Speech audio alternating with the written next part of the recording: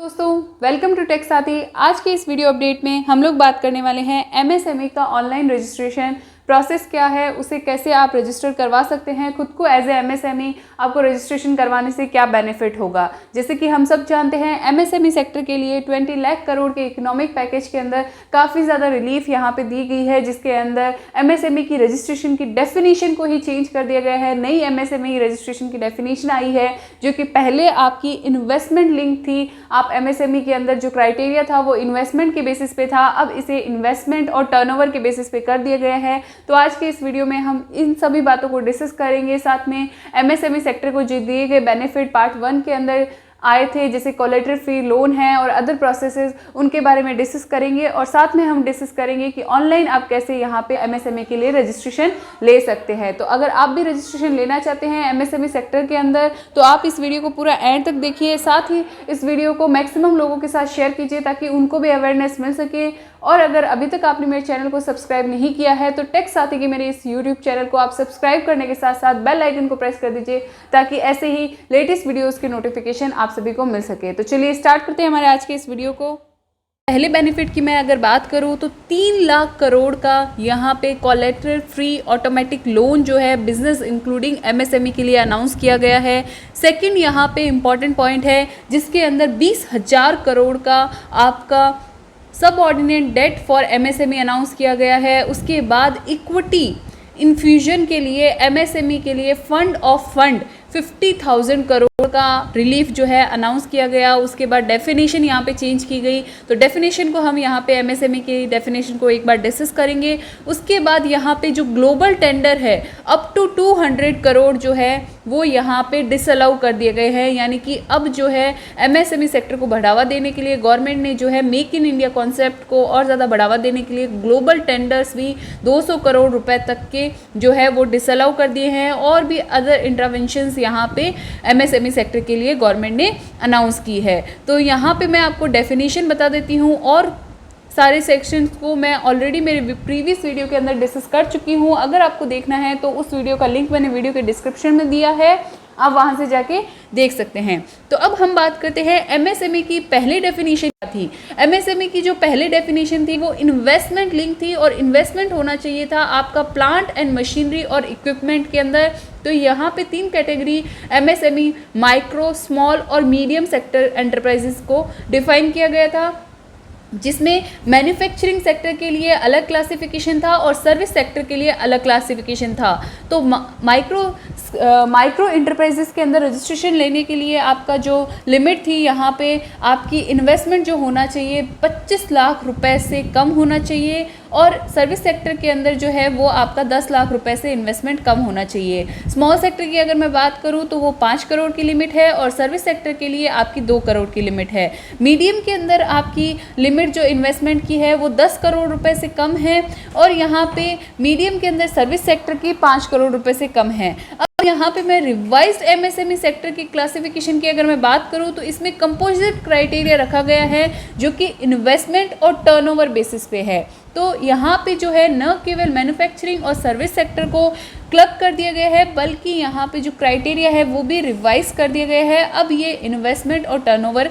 Basis पे है, क्योंकि बहुत सारे लोगों को ये फेयर रहता था कि अगर उनकी इन्वेस्टमेंट की लिमिट जो है बढ़ गई तो वो एमएसएमई का बेनिफिट जो है यहाँ पे नहीं ले पाएंगे। तो गवर्नमेंट ने अब इस क्राइटेरिया को एनहांस कर दिया है। अब इसमें जो अनाउंसमेंट आई है इन्वेस्टमेंट माइक्रो सेक्टर के लिए इन्वेस्टमेंट की लिमिट यहाँ पे 25 लाख से बढ़ा के 1 करोड़ कर दी है और टर्नओवर की लिमिट आपकी 5 करोड़, यानी कि 1 करोड़ और 5 करोड़ से अगर आपका इन्वेस्टमेंट और टर्नओवर कम है तो आप यहाँ पे एमएसएमई सेक्टर के अंदर माइक्रो कैटेगरी एंटरप्राइजेस के अंदर आप रजिस्ट्रेशन ले सकते हैं। स्मॉल सेक्टर के अंदर 5 करोड़ की लिमिट को डबल कर दिया गया है, 10 करोड़ कर दिया है इन्वेस्टमेंट के अंदर और टर्नओवर के लिए आपकी 50 करोड़ की लिमिट है।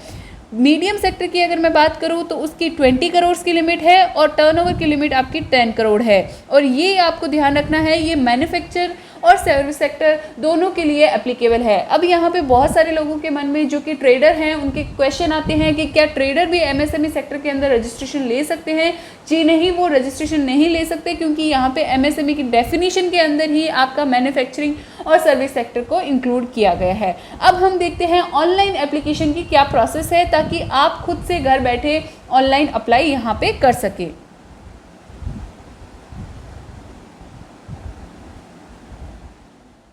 लेने के लिए सबसे पहले आपको आना है उद्योग आधार की ऑफिशियल वेबसाइट पे, जो कि udyogaaadhar.gov.in है। इस वेबसाइट का लिंक मैंने वीडियो के डिस्क्रिप्शन में भी दिया है और आप यहाँ पे स्क्रीन कैप्चर भी कर सकते हैं और इसके हिसाब से अपने गूगल के अंदर udyogaaadhar.gov.in टाइप करके और यहाँ पे इस पेज पे आ सकते हैं। अब यहाँ पे बहुत सारी ऐसी फेक वेबसाइट भी अभी चल रही है जिसके अंदर आपसे जो है आपके डेटा को स्टील किया जाता है। लॉकडाउन के अंदर जो है बहुत सारी कॉन्फिडेंशियल इन्फॉर्मेशन आपसे गैदर कर ली जाती है इन सारी अनऑफिशियल वेबसाइट्स के थ्रू, बट ये ऑफिशियल वेबसाइट है तो आप ये ज़रूर ध्यान रखिए एप्लीकेशन करते वक्त कि आप ऑफिशियल वेबसाइट को ही यहाँ पे यूज़ कर सकते हैं। और एक और ख़ास बात मैं यहाँ पे बताना चाहूँगी, MSME का रजिस्ट्रेशन बिल्कुल फ्री ऑफ कॉस्ट है, तो आप इस वीडियो को देखते देखते अपना जो है रजिस्ट्रेशन यहाँ पे कर सकते हैं। ये रजिस्ट्रेशन बहुत ही सिंपल है रजिस्ट्रेशन प्रोसेस। तो इसमें सबसे पहले आपको रजिस्ट्रेशन लेने के लिए अपना आधार डालना है। आधार डालने के बाद आपके एंटरप्रेन्योर यानी कि जो आपके अगर आपकी प्रोप्राइटरशिप है तो आपका प्रोप्राइटर का नाम, पार्टनरशिप है तो जो ऑथराइज सिग्नेटरी है उस पार्टनर का नाम, उस पार्टनर का आधार नंबर यहाँ पे जाएगा। अब यहाँ पे बहुत सारे लोगों को क्वेरी आती है कि अगर हमारी कंपनी है या पार्टनरशिप फर्म है या आपके एसोसिएशन ऑफ पर्सन BOI है तो यहाँ पे आपका जो है किसका जो है आधार नंबर जाएगा। तो यहाँ पे जो ऑथराइज सिग्नेटरी है उसका आपका आधार नंबर डालना होगा, उस पर्सन का नाम, और उस पर्सन का नाम डालने के बाद आपको यहाँ पे वैलिडेट करना है, जनरेट करना है OTP पे। तो यहाँ पे आधार के साथ जो आपका रजिस्टर्ड मोबाइल नंबर है उस पर आपका OTP आ जाएगा और उस OTP को वैलिडेट करवाने के बाद आपको आगे प्रोसेस को फॉलो करना है। तो मैं यहाँ पे आधार डाल देती हूँ, OTP वेरीफाई करवा लेती हूँ, उसके बाद आपको आगे की प्रोसेस यहाँ पे बताती हूँ। को डाल के वैलिडेट करवा लिया है। वैलिडेट करवाने के बाद आपको यहाँ पे साइड में दिखाई देगा your Aadhaar has been validated successfully, you can continue Udyog Aadhaar registration process. तो अब मैं यहाँ पे रजिस्ट्रेशन प्रोसेस की बात करूँ तो इसमें थर्ड पॉइंट है सोशल कैटेगरी का, जिसमें आपको कैटेगरी सेलेक्ट करनी है कि आप कौन सी कैटेगरी के अंदर फॉल करते हैं। जनरल है, SC है, ST है, OBC है। उसके बाद आपको जेंडर सेलेक्ट करना है, मेल और फीमेल। फिर आपको यहाँ पे फिजिकली हैंडीकैप्ड, अगर आप फिजिकली हैंडीकैप्ड है तो आप यहाँ पे येस करेंगे, अदरवाइज यहाँ पे बाय डिफ़ॉल्ट नो आ रहा है। उसके बाद आपके बिजनेस का नाम, आपके एंटरप्राइज का नाम आपको यहाँ पे डालना है।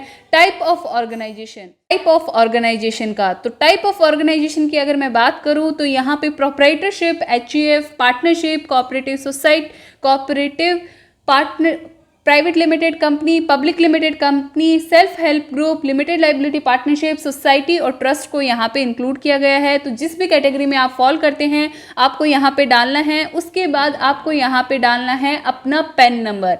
पैन नंबर आपको एक बात ध्यान रखनी है कि करेक्ट आपको पैन नंबर डालना है। फिर पॉइंट नंबर 9 के अंदर आपको डालना है लोकेशन ऑफ प्लांट, यानी कि अगर आप मैन्युफैक्चरिंग सेक्टर के अंदर है तो आपका जो प्लांट एंड मशीनरी है मैन्युफैक्चरिंग के लिए आप जिसे यूज़ कर रहे हैं उसका लोकेशन क्या है, उसकी पूरी डिटेल आपको एड्रेस यहाँ पे डालना है, पिन कोड, स्टेट, डिस्ट्रिक्ट वगैरह सारा ऐड करना है आपको। उसके बाद अगर आपके मल्टीपल प्लांट्स है तो मल्टीपल प्लांट्स के लिए आपको ऐड प्लांट के ऑप्शन पे क्लिक करना है। उसके बाद आपका ऑफिशियल एड्रेस, तो ऑफिशियल एड्रेस की अगर मैं बात करूँ तो यहाँ पे आपका जो ऑफिस का एड्रेस है उसकी सारी डिटेल आपको डालनी है, state, district, pin code.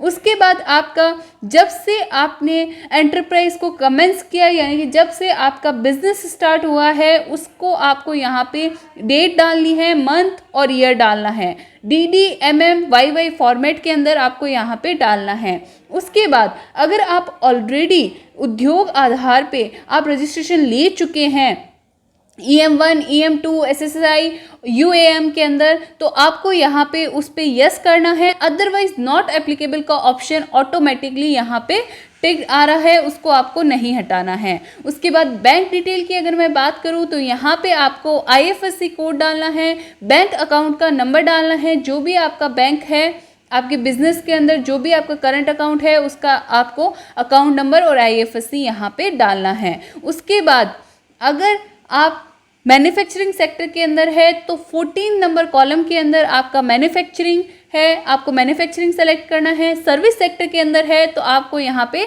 Service sector select करना है। 15 नंबर कॉलम की अगर मैं बात करूं तो यहाँ पे 15 नंबर कॉलम आपका तभी हाईलाइट होगा जब यहाँ पे आप मेजर एक्टिविटी जो है उसको आप सेलेक्ट कर लेंगे। तो मैं कॉलम के अंदर मैं मैन्युफैक्चरिंग को सेलेक्ट कर लेती हूँ। अब बात आती है 15 नंबर कॉलम की। 15 नंबर कॉलम के अंदर आपको डालना है national industry classification code for activities. तो यहाँ पे एक से ज़्यादा एक्टिविटी के लिए आप यहाँ पे कोड डाल सकते हैं। इसमें आपको सर्च करना है। अब ये कोड आपको कैसे डालना है, इसमें आपको सर्च करना है जो भी प्रोडक्ट है या जो भी सर्विसेज आप यहाँ पे दे रहे हैं। तो मैं यहाँ पे प्रोडक्ट सेलेक्ट करती हूँ। जैसे क्रॉप के लिए मैं अगर यहाँ पे सेलेक्ट करती हूँ तो क्रॉप के अंदर आप देख पाएंगे कि यहाँ पे बहुत सारे ऑप्शन जो है वो आ रहे हैं। तो जो भी ऑप्शन आपके आता है आप उसे सेलेक्ट कर लीजिए। जैसे ही आप यहाँ पे सेलेक्ट करेंगे तो ये ऑटोमेटिकली NIC 2 डिजिटल कोड आपका यहाँ पे जो है सेलेक्ट हो जाएगा। उसके बाद आप अगर मल्टीपल एक्टिविटीज़ करते हैं तो आप यहाँ पे ऐड एक्टिविटी के ऑप्शन पे जाके और भी एक्टिविटीज़ को सेलेक्ट कर सकते हैं। उसके बाद आपको यहाँ पे डालना है जो पर्सन आपके ऑर्गेनाइजेशन के अंदर एम्प्लॉयड है। 17 नंबर कॉलम की अगर मैं बात करूं तो यहाँ पे आपको अभी के लिए सिर्फ इन्वेस्टमेंट की डिटेल डालनी है। जैसे ही न्यू डेफिनेशन जो है ऑफिशियल गैजेट के अंदर नोटिफाई हो जाएगी तो यहाँ पे एक और कॉलम जो है 18 कॉलम के अंदर जुड़ जाएगा जहाँ पे आपको टर्नओवर की डिटेल भी देनी होगी। और इन्वेस्टमेंट की डिटेल यहाँ पे plant and machinery and equipment के अंदर इन लैक्स के अंदर जो है वो डिटेल आपको यहाँ पे देनी है। उसके बाद 18 नंबर कॉलम के अंदर आपका जो डिस्ट्रिक्ट इंडस्ट्री सेंटर है उसको आपको यहाँ पे चूज करना है। और उसके बाद जो आपको कंफर्मेशन देना है उसमें आपको डिक्लेयर करना है कि जो भी डिटेल्स आपने दी है वो सारी की सारी ट्रू है। और यहाँ पे आपने इन्फॉर्मेशन जो आपकी बेस्ट नॉलेज के हिसाब से आपने इन्फॉर्मेशन दी है। बाद में आपका जो है एप्लीकेशन नंबर आ जाएगा और उसके बाद आपको यहाँ पे सबमिट कर देना है।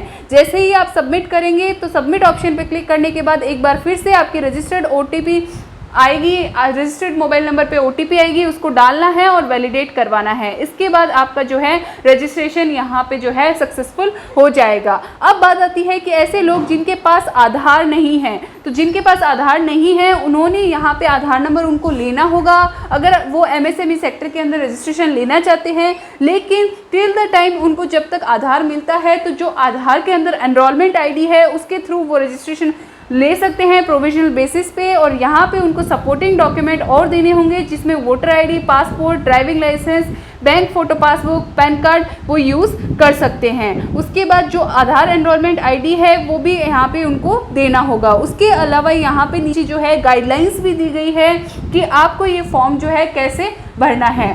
इस वीडियो से आपको क्लैरिटी मिल गई होगी कि आप कौन से फील्ड में कौन सी डिटेल भरनी है। अगर फिर भी नहीं मिलती है तो आप यहाँ पे इन इंस्ट्रक्शंस का, इन गाइडलाइंस का यूज़ कर सकते हैं और अपना रजिस्ट्रेशन जो है घर बैठे खुद से कर सकते हैं। आशा है आपको ये वीडियो पसंद आया होगा।